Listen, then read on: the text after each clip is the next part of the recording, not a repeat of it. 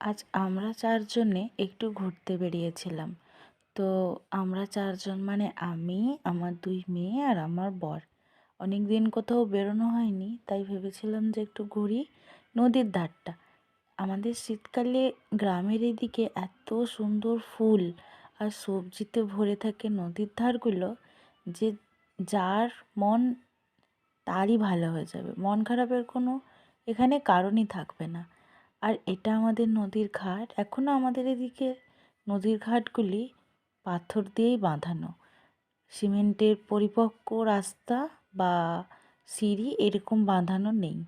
তো নৌকায় গাড়ি তোলার পর আমার বাচ্চারা উঠলো গাড়ির মধ্যেই, কারণ না হলে যদি আবার কোনো রকম দুর্ঘটনা ঘটে তাই। ওর বাবা ওদের সামলালো। এই যে নদীর এই পারে এসেই আমাদের সর্ষে বাগান, এখানে খুব ভালো লাগে দেখতে। বাচ্চাদের তো সব থেকে প্রিয় এই হলুদ হলুদ আর সবুজ সবুজ সমস্ত ফুলগুলো। টাটা।